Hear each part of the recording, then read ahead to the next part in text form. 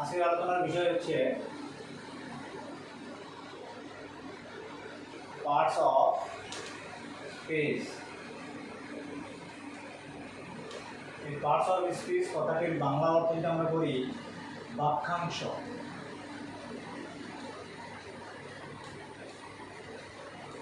বাক্যাংশ আমরা এটাকে বলতে পারি, আবার মনে করো এটাকে আমরা পদও বলি অনেক সময়। পদ। এই পার্টস অফ স্পিচকে বোঝার পূর্বে আমাদেরকে যেটা মাথায় রাখতে হবে সেটা আসলে যে পার্টস অফ স্পিচ আসলে কি। আমরা ওয়ার্ডের অংশ বের করেছিলাম, সিলেবল। তারপর মনে করো যে আজকের আলোচনা হচ্ছে এই ওয়ার্ডগুলো, যেই সব ওয়ার্ডের অর্থ আছে আমরা জেনেছিলাম যে এই ওয়ার্ডগুলোকে এক জায়গায় করে যদি সম্পূর্ণরূপে মনের ভাব প্রকাশ করে তখন থেকে আমরা সেন্টেন্স করেছিলাম। তো এই সেন্টেন্সগুলোতে যে আমরা ওয়ার্ডগুলোকে ব্যবহার করলাম, এই ওয়ার্ডগুলোই কিন্তু এক একটা পার্টস অফ স্পিচ। কারণ হচ্ছে পার্টস অফ স্পিচ কাকে বলে সেটা যদি আমাকে বলতে হয় তাহলে বলতে হবে যে সেন্টেন্সে ব্যবহৃত যে ওয়ার্ডগুলি, সেই ওয়ার্ডগুলির কাজ অনুযায়ী বিভিন্ন রকমভাবে বিভক্ত করা হয়, আর এই বিভিন্ন প্রকার ভাগকেই বলা হয় পার্টস অফ স্পিচ। এটাকে যদি পরিষ্কার করে আমি বলি তাহলে হবে এরকম: আমরা সেন্টেন্সের মধ্যে যে ওয়ার্ডগুলোকে ব্যবহার করি সেই ওয়ার্ডগুলোই কিন্তু সেন্টেন্সের মধ্যে যখন ব্যবহৃত হয়ে যায় তখন কিন্তু সেগুলো আর ওয়ার্ড থাকে না, সেগুলো হয়ে যায় এক একটা পার্টস অফ স্পেস। বুঝতে পারলাম? আমরা ডেফিনিশন সম্পর্কে একটু জানবো। তাহলে আমরা যদি এরকম বলি, মানে পার্টস অফ স্পেস কাকে বলে, what is the parts of speech? Parts of speech হচ্ছে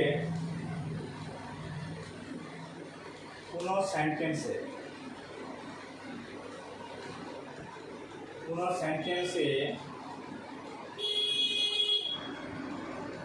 ব্যবহৃত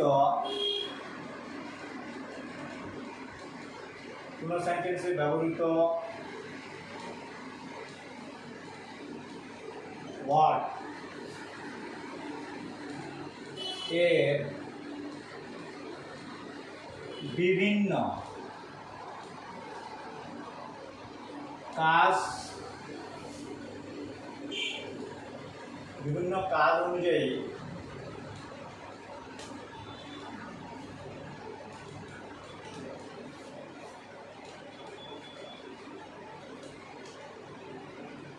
ওয়ার্ডগুলিকে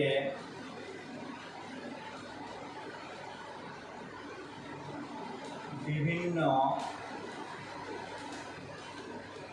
অংশে ভাগ করি। বুঝতে পারলাম?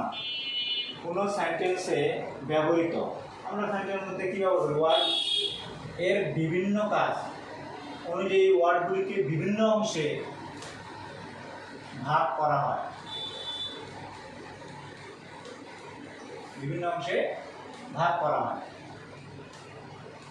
এর প্রত্যেক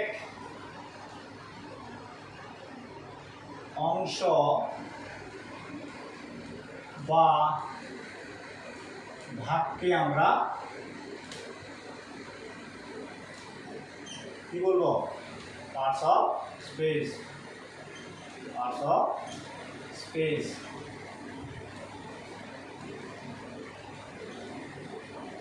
বা পদ। ইংরেজিতে যাকে আমরা পার্টস অফ স্পেস বলছি, বাংলাতেই বলা হয় তাকে পদ, বা এটাকে তুমি বাক্যাংশ বলতে পারো।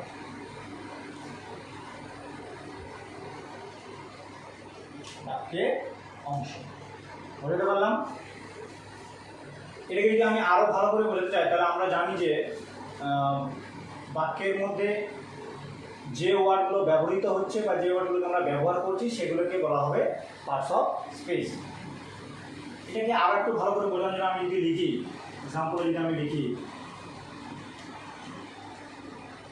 এক্সাম্পলের মাধ্যমে আমি একটু বোঝানোর চেষ্টা করবো, ভালো করে বুঝবে। আমি যদি লিখি Antara is a good girl. এখানে আমাদের দেখো একটা, দুই, তিন, চার, পাঁচ। এই সেন্টেন্সটিতে আমাদের 5টি ওয়ার্ড ব্যবহৃত হয়েছে। এই সেন্টেন্সটিতে আলোচ্য বাক্যে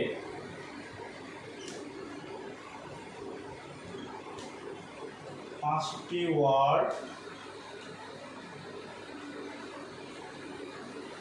দিত হয়েছে, তাই না? এই যে 5টা ওয়ার্ড কাকে বোঝানোর জন্য? অন্তরাকে বোঝানোর জন্য। এখানে যদি আমরা এগুলোর আলাদা ডিভাইড করি তাহলে দেখবো যে অন্তরা একটা নাম, অন্তরা একটি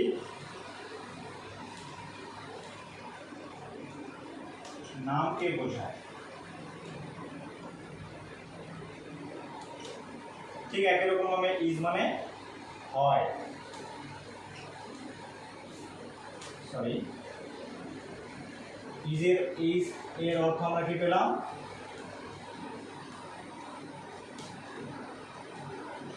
হয়। তারপর এর অর্থ পেলাম আমরা কি? একটি। গোট, এই ওয়ার্ডটির অর্থ পেলাম আমরা গুড, এর অর্থ পেলাম আমরা ভালো। এবং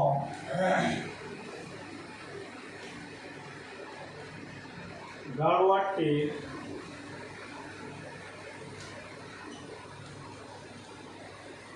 অর্থ পেলাম বালিকা, তাই তো?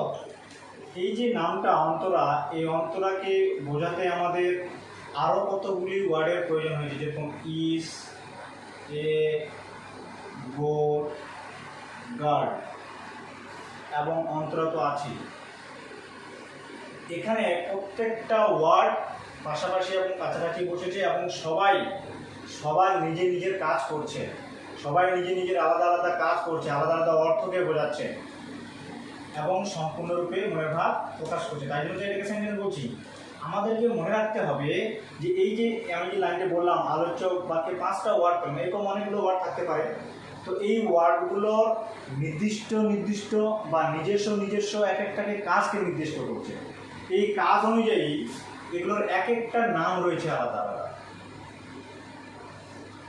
যেরকম অন্তরা এটাকে নাউনকে নির্দেশ করছে, নাম বোঝাচ্ছে ইস, এটা ভার্বকে নির্দেশ করছে, এটা আর্টিকেলকে নির্দেশ করছে, এটা অ্যাডজেক্টিভকে নির্দেশ করছে, এটা তোমার অবজেক্টকে নির্দেশ করছে, বা নাউনের পরিবর্তে ব্যবহার করা হয়েছে প্রোনাউনকে নির্দেশ করছে। তো এই যে এক একটা ওয়ার্ডের আলাদা আলাদা কাজ হচ্ছে, এই কাজ অনুযায়ী প্রত্যেকটা কাজ অনুযায়ী আলাদা আলাদা ওয়ার্ড কিন্তু একত্রিতভাবে ব্যাকরণের নিয়ম পালন করেছে বলে এটাকে বলা হচ্ছে একটা সেন্টেন্স। আমাদের মাথায় রাখতে হবে, আমরা জানি, এখানে আমি একটা ক্লু বলে দিই তোমাদের, আমরা জানি যে যখন কোনো ওয়ার্ড কোনো সেন্টেন্সের মধ্যে ব্যবহৃত হয়ে যাবে তখন সেই ওয়ার্ডটার ওয়ার্ড থাকবে না, তাকে তখন আমরা চিনব কী রূপে? না, পার্টস অফ স্পিচ রূপে, বাংলাতে যাকে আমরা বলছি পদ। ঠিক একই রকমভাবে তাহলে কি অন্তরা এটা একটা পদ, এটা একটা পদ, এটা একটা পদ, এটা একটা পদ, এটা একটা পদ। এদের কাজের কর্মক্ষমতা অনুযায়ী, এদের কাজের দক্ষতা অনুযায়ী এগুলোর এক একটা নাম রয়েছে আলাদা আলাদা, আমি যে নামগুলো বললাম।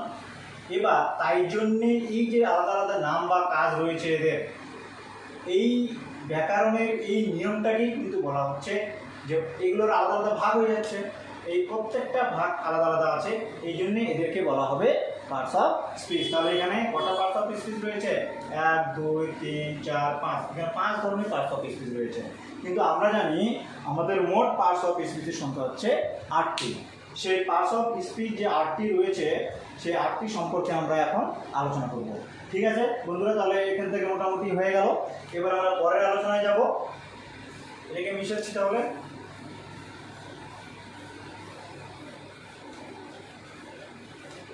আমাদেরকে সবসময় মাথায় রাখতে হবে এইটুকুই যে কোনো বাক্যে ব্যবহৃত যে ওয়ার্ডগুলো রয়েছে এগুলোর কাজ অনুযায়ী যে ভাগ সেই ভাগটাকেই কিন্তু সেই প্রত্যেকটা ভাগকে কিন্তু বলা হচ্ছে পার্টস অফ স্পিচ, মানে এক একটা বাক্যের অংশ। এই যে পার্টস অফ স্পিচ রয়েছে, এই পার্টস অফ স্পিচকে আমরা জানি 8টা ভাগে ভাগ করবো আমরা। সেই 8টা ভাগ সম্পর্কে আজকে আমরা সংক্ষিপ্ত জানবো।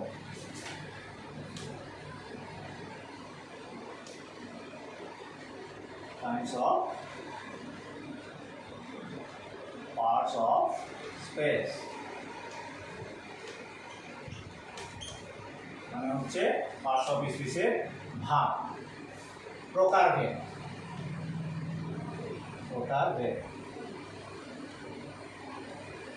আর প্রকারভেদ জানবো এখন আমরা না পার্টস অফ স্পিচের। আমরা যদি এখানে পার্টস অফ স্পিচ লিখি, মনে করো 1 নং পার্টস অফ স্পিচের ভাগ, তাহলে কি parts of speech, parts of speech.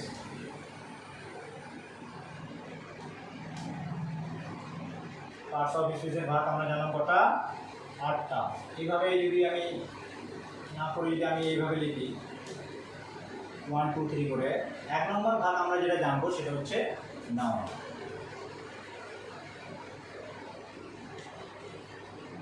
এই নাউন কথাটার অর্থ হচ্ছে বিশেষ্য।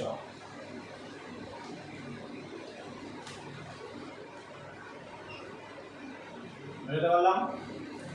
2 নম্বর পার্টস অফ স্পিচ হচ্ছে আমরা কোনটা বললাম? 8 ধরনের নাউন, তারপরে প্রোনাউন।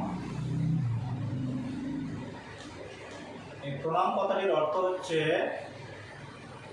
সর্বনাম।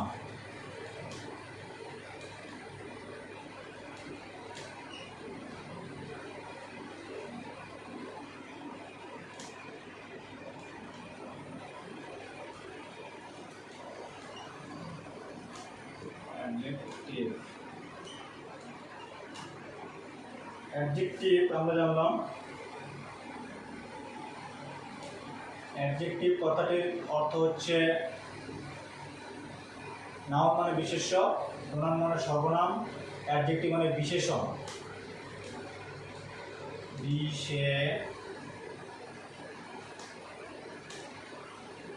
বিশেষণ। তারপরে আমরা জানবো ভার্ব।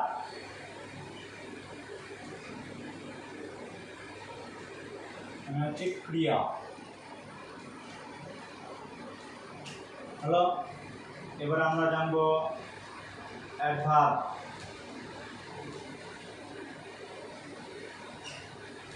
এটার বাংলা অর্থ হচ্ছে, এটাকে বাংলাতে বলবো আমরা ক্রিয়া বিশেষণ।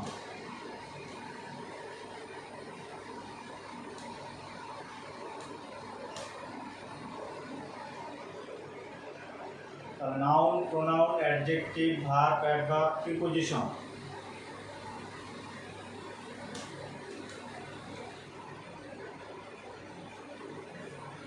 প্রিপোজিশন, এটাকে প্রেপোজিশন বলা হয়।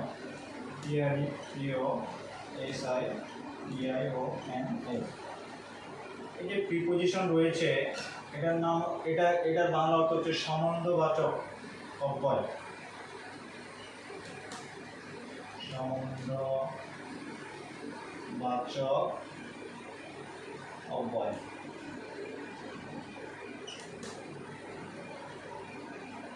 এবার আমরা চলে আসবো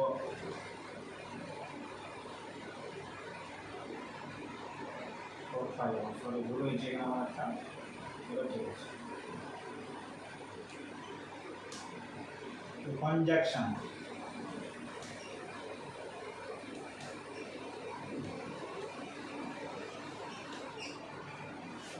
সংযোজক অব্যয় বলবো এটাকে আমরা, কনজাংশন, সংযোজক অব্যয়। ইন্টারজেকশন,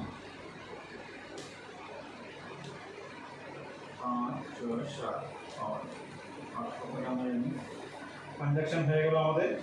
এবার ইন্টারজেকশন।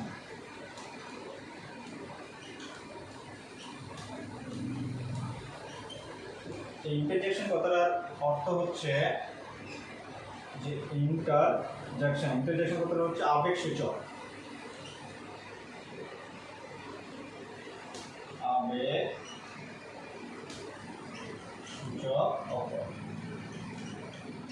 হলো। তাহলে noun, pronoun, adjective, verb, adverb, preposition, conjunction, interjection এগুলো আমরা আগে জেনে নেব, ভালো করে মুখস্থ করবো এবং এগুলোর বাংলা অর্থগুলো আমি বললাম। নাউনের অর্থ তাহলে আমরা কী বললাম? বিশেষ্য, প্রোনাউনের সর্বনাম, অ্যাডজেক্টিভ বলতে বিশেষণ, ভার্ব বলতে ক্রিয়া, অ্যাডভার্ব বলতে ক্রিয়া বিশেষণ, প্রিপোজিশন এগুলো সম্বন্ধবাচক অব্যয়, কনজাংশন হচ্ছে সংযোজক অব্যয়, ইন্টারজেকশন হচ্ছে আবেগসূচক অব্যয়। এগুলোর কয়েকটা উদাহরণ যদি তুমি দেখো, এখানে নাম বোঝাচ্ছে, যে কোনো নামকে তুমি দিতে পারো। রাম, শ্যাম, প্রোনাউন হি, শি, ইট এগুলোকে প্রোনাউন বলা হয়। Adjective, noun, pronoun, adjective. Adjective যেরকম হচ্ছে গোড, টল, তারপর হচ্ছে মনে করো যে থিন, এগুলো এক একটা adjective. Verb, do, write, sleep এগুলো এক একটা ক্রিয়া। অ্যাডভার্ব আমরা যেগুলোকে বলবো সেটা হচ্ছে মনে করো যে তোমার যেগুলো রয়েছে অ্যাডভার্ব ক্রিয়া বিশেষণ, হেয়ার, দেয়ার ইত্যাদি। প্রিপোজিশন আমরা জানি on, in, into, conjunction and, but, or ইত্যাদি। ইন্টারজেকশন হচ্ছে যেরকম alas, ALAS, alas, hurrah, HURRA,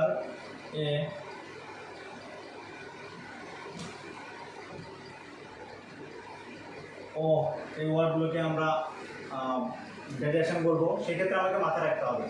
তো পার্টস অফ স্পিচ আজকে এই পর্যন্ত থাকবে। তোমাদের মাথায় রাখতে হবে যে আমি শুধু আজকের যে স্কেলটা করালাম বা আজকের যে টপিক আলোচনা ছিল parts of speech. Parts of speech কাকে বলে আমরা সেটা জানবো। ইংরেজিতে আগে পার্টস অফ স্পিচ বলা হচ্ছে, তাকেই বাংলাতে বলা হচ্ছে বাক্যাংশ বা পদ। তারপর তার ডেফিনিশন জানলাম, তারপর কেমন করে একটা সেন্টেন্স থেকে আমরা পার্টস অফ স্পিচ ভাগ করবো। এক কথা মাথায় রাখতে হবে, সেন্টেন্সের মধ্যে যখন কোনো ওয়ার্ড ব্যবহৃত হয়ে গেল তখন সেটাই আমার হচ্ছে পার্টস অফ স্পিচ। সেই পার্টস অফ স্পিচ আমরা পেলাম কত ধরনের? 8 ধরনের। Noun, pronoun, adjective, verb, adverb, preposition, conjunction, interjection. এগুলো বাংলায় আমি এখানে বিশেষ্য, সর্বনাম, বিশেষণ, ক্রিয়া, ক্রিয়া বিশেষণ, সম্বন্ধবাচক অব্যয়, সংযোজকবাচক অব্যয়, আবেগসূচক অব্যয়, এগুলো আমাকে মাথায় রাখতে হবে। কিন্তু এখানে এক্সাম্পল দিলাম আমাদেরকে। কারণটা হচ্ছে যে বাংলা গ্রামারের সঙ্গে ইংরেজি গ্রামের একটা অনেক মিল রয়েছে, তাই জন্যে আমাদের বাংলাটাও এর সঙ্গে খুব ভালো করে বোঝা দরকার, তাহলে আমরা এই পার্টস অফ স্পিচ সম্পর্কে আরও সঠিক ধারণা পাবো। তো আজকে এই পর্যন্ত। এরপরের বারে আলোচনা করব পার্টস অফ স্পিচের এই যে ভাগগুলো আমরা যেগুলো জানলাম, 8 প্রকারের যে পার্টস অফ স্পিচ রয়েছে, এই 8টার প্রকার noun, pronoun, adjective, verb, adverb, preposition, conjunction, interjection এগুলোর আলাদা আলাদা করে আমরা ভাগ পরবর্তীতে জানবো। তো আজকের মতো এখানেই বন্ধুরা সমাপ্তি করছি। Thank you.